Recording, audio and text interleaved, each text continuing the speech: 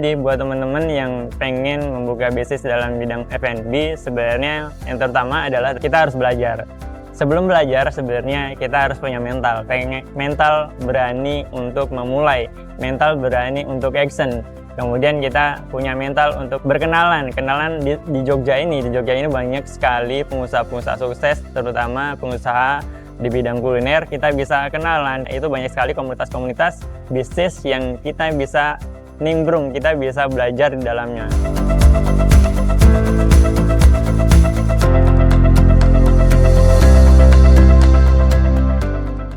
Assalamualaikum warahmatullahi wabarakatuh. Perkenalkan, nama saya Ikhwan, asalnya dari Sulawesi Tengah, lahir dan besar di Sulawesi Tengah. Sekarang berdomisili di Jogja sejak tahun 2011. Awalnya dulu kuliah, sampai sekarang menetap di Jogja. Awal ke Jogja itu tahun 2011, sejak pertama kali kuliah sampai lulus di tahun 2014, dan sampai sekarang bisa berdomisili di Jogja karena juga sudah berkeluarga di Jogja. 2011 saya itu kuliah di Jogja di salah satu universitas swasta di Jogja dengan jurusan kesehatan, ya, jurusan kesehatan dulunya, yaitu jurusan ahli gizi. Nah, lulusnya tahun 2014. Saya pernah bekerja secara profesional di bidang sebagai tenaga ahli di salah satu penyedia makanan untuk calon jamaah haji. Pernah di mana ya? Di embarkasi di Solo, pernah di embarkasi di Malang sampai di Cikarang. Itu untuk sebagai tenaga ahli gizi untuk calon jamaah haji. Setelah keluar sebagai tenaga ahli gizi, akhirnya saya bisa bebas mencari pekerjaan lainnya yang mungkin saya suka bekerja yang tidak diatur. Jadi saya lebih suka jualan sendiri kayak gitu. Jadi setelah keluar setelah tidak lagi bekerja sebagai tenaga ahli gizi, akhirnya saya kerja di lembaga filantropi di Yogyakarta. Itu juga nggak bertahan lama, mungkin sekitar 6 bulan atau setengah tahun. Itu akhirnya saya memutuskan untuk bisnis, dan waktu itu juga setelah keluar dari situ, saya akhirnya tahun 2018 menikah. Dan akhirnya sejak pertama kali menikah, saya mulai belajar bisnis, fokus bisnis, dan bersama istri, akhirnya sampai sekarang.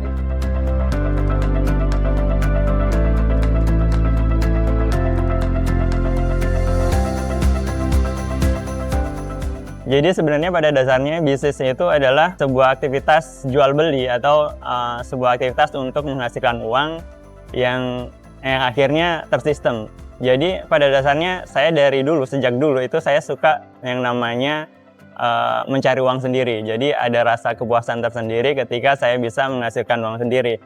Jadi sejak SD itu saya suka yang namanya mencari uang sendiri. Mulai dari menjual rambutan di sekolah. Jadi waktu itu sebelum berangkat sekolah, ketika musim rambutan, saya itu suka sama bapak itu sebelum pergi sekolah itu pergi ke kebun di belakang rumah untuk mengambil rambutan. Akhirnya saya jual ke teman-teman di sekolah. Itu waktu itu mungkin kelas berapa ya? Kelas 4 SD. 4 SD itu saya sudah menjualan rambutan di sekolah, menawarkan ke teman-teman di sekolah. Kemudian mungkin juga waktu SD dulu itu suka yang namanya jualan, yaitu juga pernah jualan waktu SD itu jualan mainan ke teman-teman. Jadi saya itu berasal dari Sulawesi Tengah yang tempatnya di sebuah desa. Di desa itu desa yang mungkin jauh dari perkotaan. Jadi juga terkadang saya sama orang tua pergi ke kota untuk membeli mainan. Jadi waktu itu saya jualan mainan ke teman-teman sekolah. Waktu itu jualannya Tamiya. Jadi saya dulu jualan Tamiya ke teman-teman. Kemudian waktu itu juga pernah sejak kecil, sejak mungkin masa SD itu saya juga pernah sebagai tukang batu. Mungkin tukang batu itu pernah nggak tahu mungkin batu kerikil yang dipecah-pecah, itu juga saya pernah mecahin batu kerikil di sungai. Di belakang rumah kan ada sungai, jadi pernah sebagai tukang batu kerikil itu untuk mecahin batu kerikil itu juga terkadang mencari uang yang waktu itu saya berasal dari saya berasal dari keluarga petani. Jadi saya terkadang namanya anak kecil, yang namanya anak kecil itu saya waktu itu juga suka yang namanya mencari uang. Akhirnya terkadang hasil tani orang tua terkadang saya sembunyi-sembunyikan itu sembunyi-sembunyikan untuk dijual sendiri ya gitu kan. Terkadang sembunyikan manen sendiri, kemudian jemur sendiri, kemudian jual sendiri kayak gitu. Entah itu waktu itu orang tua tahu apa enggak, saya nggak tahu. Jadi atau pura-pura nggak tahu. Yang penting mungkin saya suka yang namanya mencari uang sendiri. Pernah juga jualan merica, karena saya tahu merica itu waktu itu saya rasa itu punya harga yang cukup lumayan. Jadi saya tahu ini harganya lumayan, jadi waktu itu saya jual kayak gitu. Kemudian SMP, SMA itu saya sekolahnya di kota ya, jadi tidak di desa, karena di desa itu hanya ada mungkin pesantren gitu, tapi saya sekolahnya di kota, di kabupaten di Sulawesi Tengah, itu namanya Tolotoli. Saya sekolah SMP SMA-nya di sana, tapi untuk aktivitas yang mungkin saya sukai dulunya sejak SD, jual beli dan lain-lain itu tidak saya lakukan. Mungkin karena suka bermain dulunya. Tapi di SMA saya tuh suka yang namanya pegang uang. Nah, waktu itu namanya SMA ya, namanya remaja. Jadi saya itu masuk ke masuk sebuah geng ya namanya, geng motor lah, geng motor. Tapi waktu itu saya sebagai bendaharanya. Sebagai bendahara itu megang uang, tapi geng motor itu ya namanya anak muda ya. Jadi waktu itu ada namanya trek-trekan. Ya, trek-trekan saya itu yang megang. Jadi saya megang uangnya. Trek-trekannya kayak ya mereka taruhan lah, mestinya kayak gitu. Jadi saya megang uangnya kayak gitu. Nah, sejak itu tapi SMP SMA itu saya nggak ada jual beli. Tapi akhirnya ke tahun 2011 itu saya ke Jogja untuk kuliah. Akhirnya mungkin di situ saya mulai suka yang namanya bisnis, mulai suka yang namanya mulai suka yang namanya jual beli. Karena saya merasa pengen ada uang tambahan kayak gitu. Jadi apapun saya lakukan waktu mulai kuliah, saya pernah jualan roti di teman-teman di kampus, di kelas kayak gitu, jualan roti bakar kayak gitu.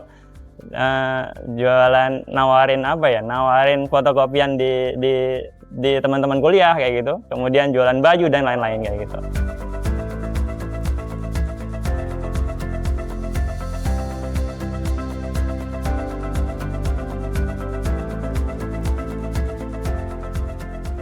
Jadi akhirnya saya memutuskan tidak lagi bekerja, yang mungkin bekerja itu sebagai sebagai karyawan mungkin ya, sebagai karyawan yang mungkin punya yang namanya gaji yang pasti.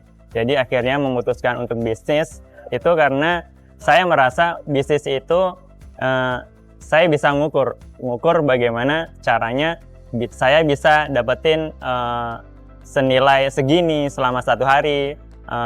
Kalau bekerja mungkin saya ngukurnya hanya bisa ngukur sebulan dapat segini. Tapi kalau saya bisnis itu saya merasa saya pengen nilainya sebulan misalkan 50 juta sebulan.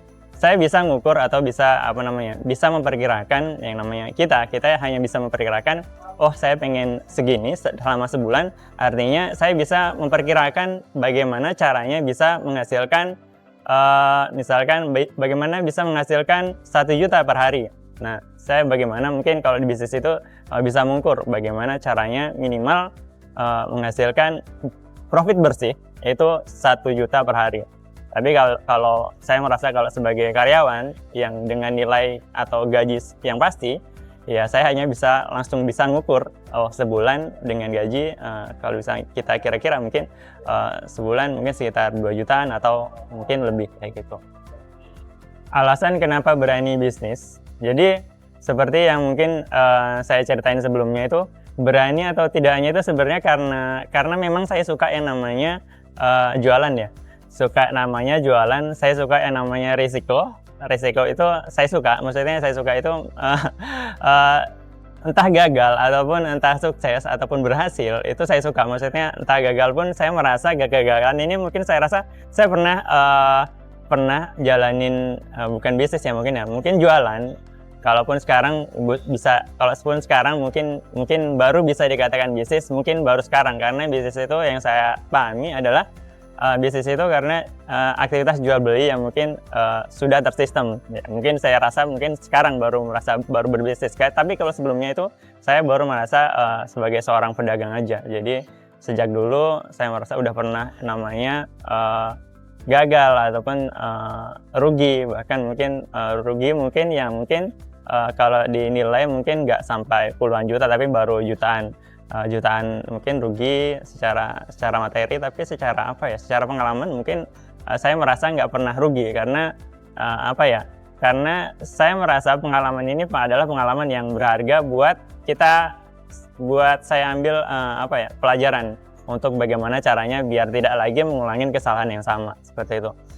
Seperti mungkin waktu itu saya juga pernah buka bisnis yang mungkin di akhir-akhir perkuliahan mengambil jalan yang salah. Jalan yang salah dalam arti itu saya membuka bisnis dengan modal waktu itu, karena mungkin saya belum paham, ataupun mungkin waktu itu juga karena mencari dalil yang membolehkan. Akhirnya saya meminjam dengan sistem riba itu boleh. Jadi waktu itu karena jalan yang salah, akhirnya mungkin waktu itu juga ditegur, mungkin diberi kegagalan. Akhirnya ya bisnis itu nggak berjalan mulus lah. Akhirnya rugi dengan nilai yang mungkin nilainya nggak, ya saya bilang nilainya pun saya anggap receh karena saya merasa ketika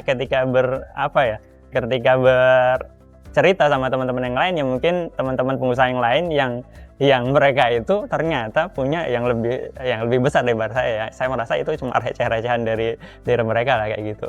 Sebenarnya kalau belajar bisnis dalam bidang kuliner, saya itu nggak pernah belajar secara khusus, ataupun mungkin belajar yang secara khusus punya guru atau mentor tertentu. Saya nggak pernah, karena saya itu suka memperhatikan bagaimana mereka melakukan jual beli, kemudian bagaimana memperhatikan dari luar, tapi nggak pernah memperhatikan dari dalam, karena kapasitasnya nggak, mungkin ketika saya mungkin main ke tempat tertentu nggak bisa sampai dalam. Jadi hanya memperhatikan, karena mungkin sejak sekitar tahun 2010 sampai sekarang mungkin saya suka yang namanya internet. Jadi suka memperhatikan bagaimana aktivitas bisnis dengan browsing di Google ataupun di YouTube kayak gitu kan.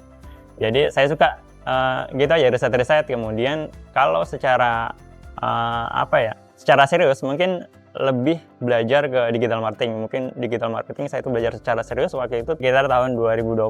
Waktu itu yang mungkin belajarnya secara serius, yang akhirnya belajar digital marketing oleh seorang guru yang akhirnya belajar secara online, sampai sekarang pun masih belajar.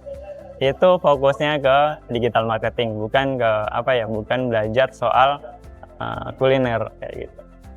Jadi digital marketing saat ini itu sangat penting kita pelajari. Jadi sebelum pandemi itu saya punya bisnis kuliner, bisnis jasa dan lain-lain sebelum pandemi. Akhirnya waktu itu pandemi 2020, akhirnya bisnis saya pun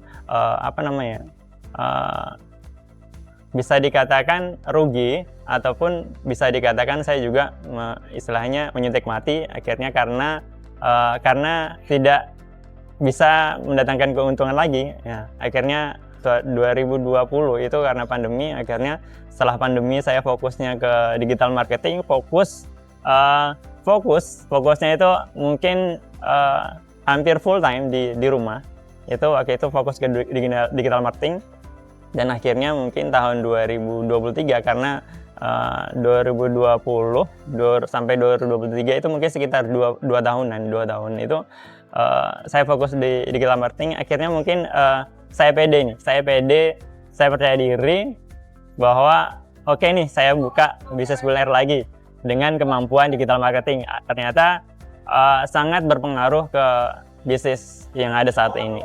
Jadi awalnya itu tahun 2000 berapa ya? Tahun 2014 itu saya fokus ke dunia kuliner, bisnis kuliner itu tahun 2014. Saya suka yang namanya waktu itu suka ke event-event. Yang pertama itu waktu itu di event di kampus UPN. Di kampus UPN waktu itu saya ikutin event ya, dan waktu itu saya juga membuat sebuah bisnis yang saya belum pernah jual sama sekali di luar, belum pernah membuat sama sekali, tapi pertama kali saya buat di event tersebut dan akhirnya saya langsung jual di event tersebut. Nah, akhirnya mungkin ya, akhirnya di hari pertama karena event itu 3 hari ya. Event pertama itu namanya bisnis yang baru saya mulai di hari itu, kemudian yang produk yang baru saya jual di hari itu juga waktu event itu ya mengalami gagalan. Gagal itu mungkin masaknya salah kayak gitu, masaknya salah, kompornya jeblok kayak gitu kan. Nah, akhirnya ya nggak apa-apa, di hari kedua, hari ketiga ya alhamdulillahnya lancar kayak gitu. Dan akhirnya waktu itu saya juga pernah jualan bubur kacang hijau, kemudian jualan apa lagi ya? Jualan es dawet, kemudian di daerah Condong Catur, sama semuanya di daerah Condong Catur karena saya tinggalnya masih berada di area Condong Catur kayak gitu. Di tahun 2023 saya itu memutuskan untuk membuka bisnis lagi di bidang kuliner. Itu karena saya sudah merasa mungkin saya merasa percaya bahwa kemampuan digital marketing ini bisa membantu bisnis yang akan saya buka, karena mungkin sebelumnya saya tidak begitu paham soal digital marketing, yang akhirnya mungkin bisnis-bisnis sebelumnya itu mungkin mengalami kegagalan, mungkin juga tidak mengalami kesuksesan, akhirnya tutup, yang pada akhirnya sekarang karena mungkin merasa pengalaman atau ilmu digital marketing saya itu bisa bermanfaat untuk bisnis yang ada sekarang. Dan saya merasa bisnis yang saya lakukan sekarang itu sangat berpengaruh karena saya juga memiliki kemampuan digital marketing untuk bisa memasarkan secara digital bisnis yang ada sekarang. Jadi warung ini pertama kali saya buka di tahun 2023, alamatnya pas di belakang kampus UPN Veteran Jogja, pas di belakang pintu selatannya. Jadi kalau teman-teman atau mungkin yang mungkin lewat bisa kelihatan langsung. Jadi tahun 2023 itu saya buka dengan nama Es Coklat Pintar. Jadi waktu itu karena saya merasa di Jogja itu banyak sekali tempat-tempat nongkrong, tempat-tempat kedai ataupun kedai-kedai kopi dan lain-lain sebagainya.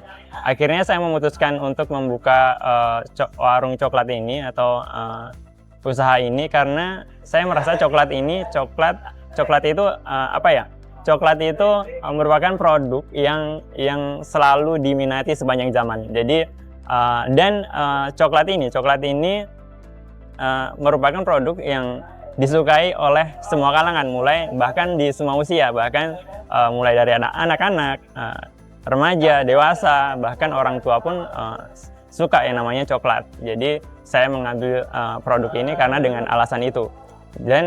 Dan coklat ini juga memiliki mungkin saya merasa coklat ini mempunyai konsumen yang saya rasa itu cukup spesifik, yaitu spesifiknya itu cenderung lebih banyak ke perempuan. Jadi alasan sebenarnya kenapa sih saya akhirnya membuka es coklat ini dengan alasan karena saya merasa di Jogja itu sudah terlalu banyak sekali kedai kopi dengan menu-menu kopi yang mungkin bisa dikatakan menu kopi strong dan lain sebagainya, yang tidak strong, mungkin ada yang kopi yang manis ataupun gula aren dan lain sebagainya. Saya ingin memenuhi kebutuhan konsumen ini dengan membuka tempat yang bisa dikatakan bisa juga sama dengan halnya, yaitu sama dengan kedai kopi ataupun coffee shop lainnya. Jadi bisa untuk mengerjakan tugas ataupun sambil bekerja ataupun sambil nongkrong dan bersosialisasi dengan orang-orang kayak gitu. Di sini juga saya membuka terkadang ada teman-teman komunitas juga yang pengen membuka atau membuat sebuah event, itu saya di sini juga terbuka banget. Jadi sangat terbuka buat teman-teman komunitas atau teman-teman lainnya yang mungkin pengen menggunakan tempat ini sebagai tempat acara, tempat membuat sebuah event yang mungkin kajian dan lain-lain sebagainya, itu saya sangat terbuka kayak gitu.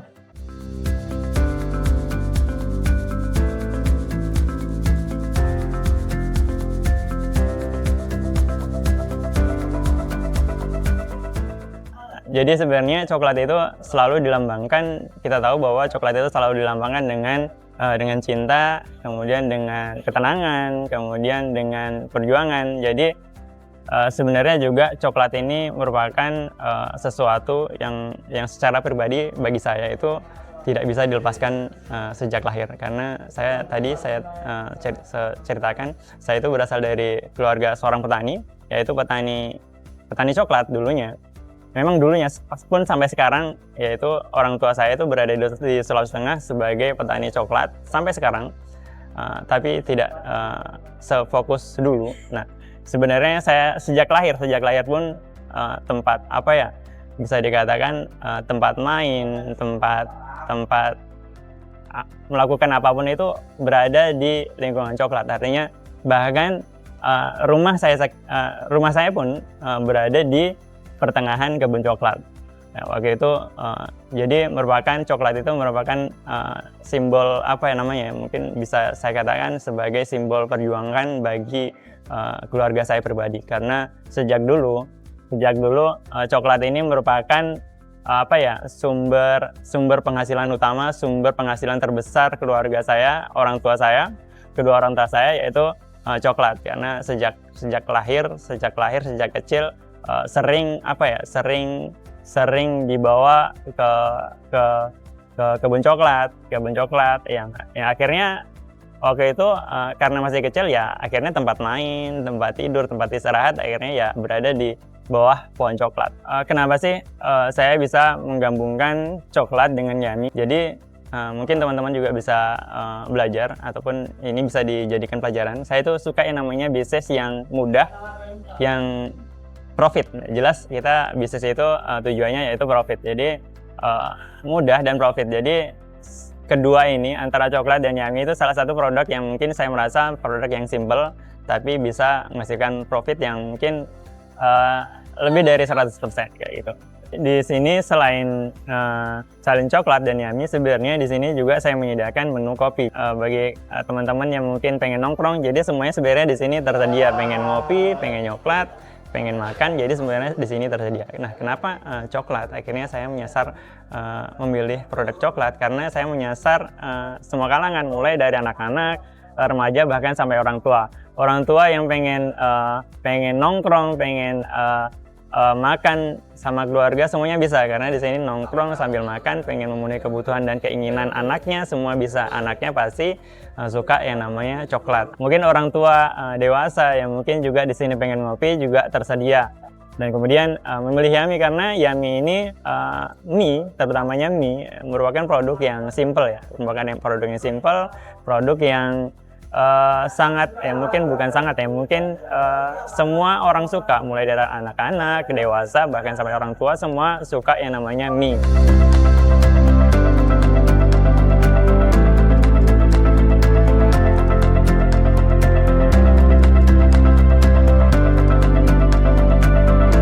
Sebenarnya modal utama untuk kita yang pengen jualan sebelumnya ya, sebelum berbisnis, itu modalnya yang paling utama adalah mental. Karena kenapa mental?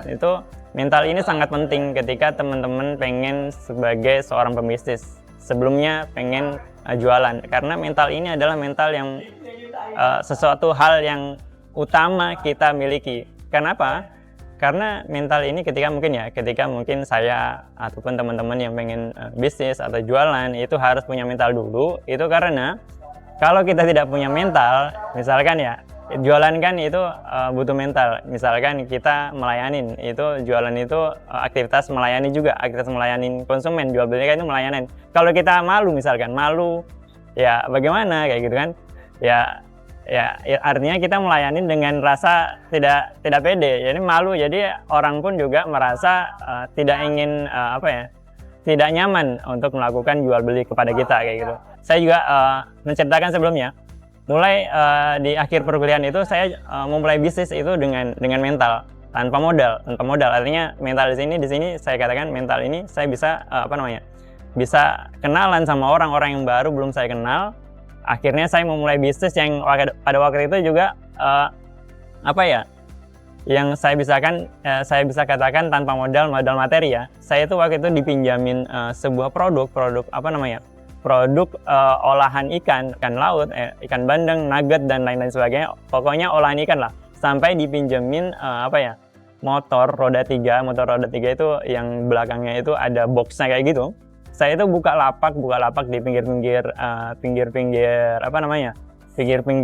pasar pagi. Jadi itu bisnis yang saya lakukan pertama kali tanpa modal. Cukup modal mental aja. Modal mental kita harus bisa meyakinkan dan kita pede kenalan sama orang, kita meyakinkan bahwa pokoknya produk ini aman ketika kita pegang kayak gitu. Saya juga dipinjemin freezer milik perusahaannya kayak gitu, freezer milik perusahaannya untuk menyimpan produk-produknya. Di waktu itu saya tinggal di sebuah asrama, saya simpan di situ. Mereka yakin aja tanpa mereka ragu dengan saya kayak gitu. Itu pertama kali. Kemudian waktu itu saya juga melakukan bisnis dengan mental. Maksudnya modal mental ini sangat penting bagi teman-teman.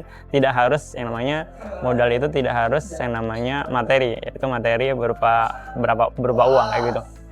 Kemudian saya mengawali untuk menikah pada tahun 2018 itu modalnya yaitu modal kenalan ya. Kedua adalah modalnya yang penting kenalan atau ukhuwah. Ukhuwah ini sangat penting, kenalan ini sangat penting, relasi ini sangat penting. Itu nggak perlu harus punya uang ya. Kemudian saya nikah, cari modal yaitu membantu teman untuk menjual sebuah mobil, yaitu mobil yang bisa dikatakan mobil mewah lah, yaitu mobil BMW kayak itu.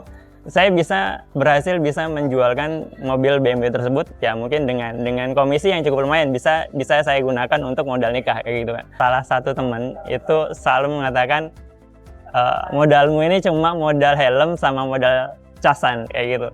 Sejak dulu maksudnya sejak tahun 2000, sekitar tahun 2017 itu saya tinggalnya saya nggak punya kos ya, kadang tinggal tidur di mana ya, tidur di masjid, kemudian tinggal di kosnya teman, kemudian tinggal di sebuah sekretariat komunitas kayak gitu kan, sebuah komunitas di Jogja ya. Saya tinggal di situ yang modalnya ya sampai teman itu bisa mengatakan koiki modalnya cuma modal helm ya, karena saya juga tuh nggak punya motor ya, punyanya cuman helm kayak gitu. Karena nggak punya motor ya harus punya helm aja kayak kan, karena kemana-mana ya mungkin pinjam motor ataupun cuma diboncengin temen kayak gitu kan. Jadi ada temen yang sampai sekarang kalau ketemu kadang bercandanya ya, modalmu itu cuma modal helm sama modal cas HP gitu kan. Ya cas HP kan yang penting ada tempat nyolok, kayak bisa dicolok di mana aja kayak gitu kan. Kayak gitu. Nah, jadi untuk memulai sebuah bisnis itu sebenarnya yang paling utama itu mental. Jadi kalau kita nggak punya mental, kita sudah istilahnya kita belum memulai maksudnya kita belum memulai tapi kita nggak action, itu artinya mental kita sudah gagal di awal kayak gitu. Tapi ketika kita bisnis, kita sudah punya mental berani untuk memulai, mental berani untuk action, untuk memulai itu ada dua kemungkinan aja, kita entah nanti gagal ataupun kita bisa sukses. Jadi soal ilmu nanti belakangan itu nanti soal ilmu itu hal lain. Jadi yang paling utama itu mental aja. Soal ilmu belakangan aja. Yang penting punya tempat, misalkan kita itu punya teman punya produk apa, tinggal boleh nggak saya pinjam produkmu, nanti saya jualkan, gitu aja, modalnya kayak gitu aja. Jadi nggak harus kita itu punya modal uang sekian, walaupun boleh kita itu meminjam uang, tapi ya banyak risiko lah, banyak harus dipertimbangkan. Jangan sampai kita menggunakan atau membuat sebuah usaha dengan cara hutang, walaupun hutang ini dibolehkan, tapi jangan sampai kita seperti yang saya lakukan sebelumnya di tahun 2014-an mungkin ya. Saya memulai bisnis ataupun usaha dengan modal yang sumbernya yaitu dengan hutang, dengan sistem riba. Jangan sampai kita melakukan suatu kesalahan dengan menyalahi syariat kayak gitu.